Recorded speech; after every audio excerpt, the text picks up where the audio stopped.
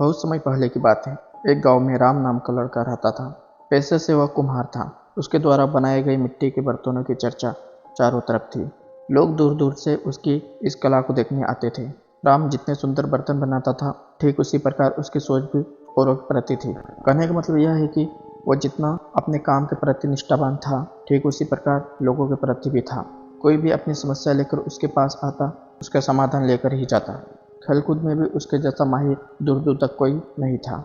जिस रफ्तार और फुर्ती से वह दौड़ता था, मानो चीता दौड़ रहा हो। कोई उसके सामने टिक ही नहीं पाता था। सब उसके कायल थे। बहुत कम उम्र से ही वह अपने गांव के साथ साथ दूसरे गांव में भी चर्चित हो गया था।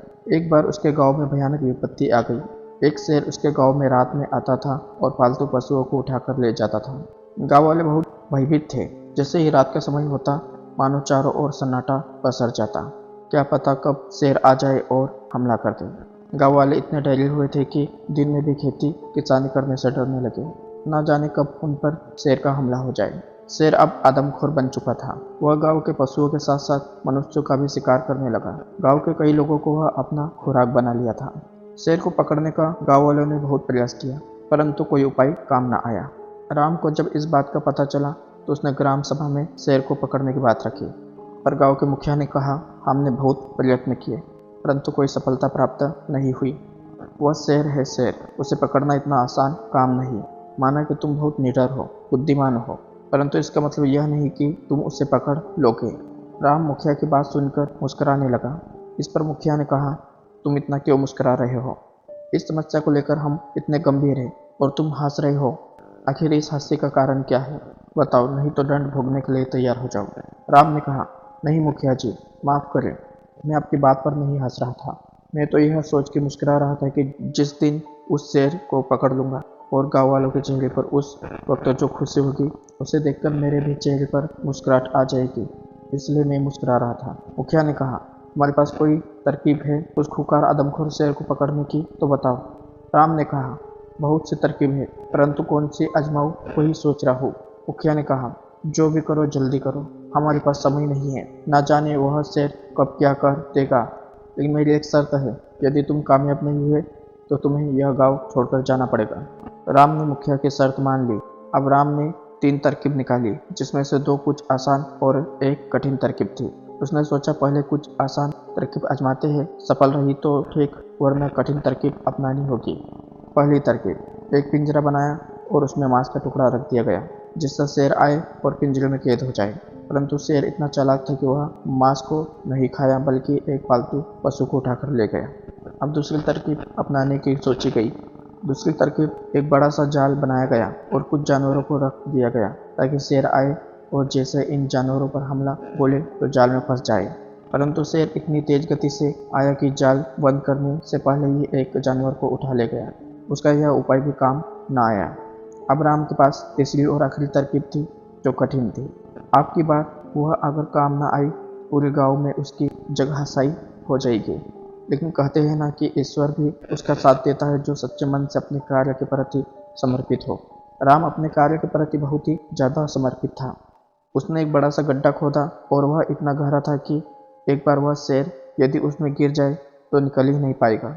राम, जो कि चीता जैसा दौड़ रहा था, उसने हिरन की जैसी एक खाल बनाई और उसे ओढ़कर शेर का इंतजार करने लगा कि कब वह खुकार शेर आए और उसे अपना शिकार बनाए। शेर ने देखा कि इतना बड़ा हिरन, आज तो इसका शिकार करके मजा आ जाएगा। राम ने जो हिरन की खाल ओढ़कर अपने शिकार शेर का इंतजार कर रहा था, अब वह इंतजार की घड़ी नज़दीक आ गई। चांदनी रात का मंजर था और एक दूसरे का शिकार बनाने के लिए शेर और राम दोनों तैयार थे। गाँव वालों के लिए यह बहुत अजीब सा मंजर था। कौन किस पर भारी पड़ेगा और कौन बाजी मार देगा, यह देखना बहुत दिलचस्प था। राम के लिए यह आखिरी तरकीब थी। जान का तो खतरा था ही, लेकिन यदि वह अपने मकसद में कामयाब नहीं हुआ तो गाँव वालों का उस पर से भरोसा उठ जाएगा और उसे हमेशा के लिए गाँव छोड़कर जाना पड़ेगा। गाँव के मुखिया ने यही शर्त रखी थी। शेर ने जैसे ही हिरन खाल ओढ़े राम को देखकर उसकी ओर लपका, वह हिरन तेजी से उस कुएं नुमा गड्ढे की ओर भागने लगा। शेर भी तेजी से उसके पीछे उसी ओर जाने लगा। अब हिरन और भी तेज गति से दौड़ने लगा। हिरन आगे, शेर पीछे, और जैसे ही शेर ने हिरन को पकड़ने के लिए लंबी छलांग लगाई तो हिरन ने भी छलांग लगाकर बड़े गड्ढे को पार कर गया और शेर इससे पहले कुछ समझ पाता वह कुएं नुमा गड्ढे में गिर गया, जिससे वह अब कभी नहीं निकल पाएगा। गांव वाले चिल्लाए, हो, राम की आखिरी तरकीब काम आ गई, हमने शेर को पकड़ लिया। इस बार शेर की चालाकी काम न आई। गांव वाले राम की बहादुरी, ईमानदारी, गांव वालों के प्रति प्यार और अपने कार्य के प्रति कर्तव्य निष्ठा के अब पहले से ज़्यादा कायल हो गए। उन्होंने राम के इस सूझबूझ तरकीब की भूरी भूरी प्रशंसा की और मुखिया ने गांव वालों के सामने यह प्रस्ताव रखा कि अब से हमारे गांव का मुखिया राम होगा, जिस पर गांव वाले राम की जय जयकार लगाने लगे। इस पर राम ने कहा यह उसका कर्तव्य बनता है कि मुसीबत में वह अपनों के काम आए और समस्या का समाधान करे। यह कहानी हमें यह सिखाती है कि समस्या कितनी भी बड़ी क्यों ना हो, अगर सही कारगर तरीके और सूझबूझ से हल किया जाए तो आप हर चुनौती का डटकर सामना कर सकते हैं। चुनौती आने से पहले उसे भागना कायरता है। असली और सफल व्यक्ति वह होता है जो समस्या का एक सही योजना के साथ सामना करता है और जब तक समस्या दूर ना हो जाए तब तक प्रयास करता रहता है।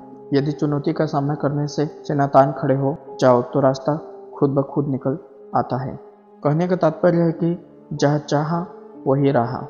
इसलिए कभी भी चुनौतियों से भागना नहीं चाहिए, उसे स्वीकार करो, मुकाबला करो और तब तक करो जब तक उसका समाधान नहीं निकल जाता। दोस्तों, मुझे उम्मीद है कि यह स्टोरी आपको पसंद आई होगी, तो वीडियो को लाइक और अभी तक हमारे चैनल को सब्सक्राइब नहीं किया है तो हमारे चैनल को सब्सक्राइब जरूर करें। मिलते हैं नेक्स्ट वीडियो में, तब तक के लिए खुद का ख्याल रखिए।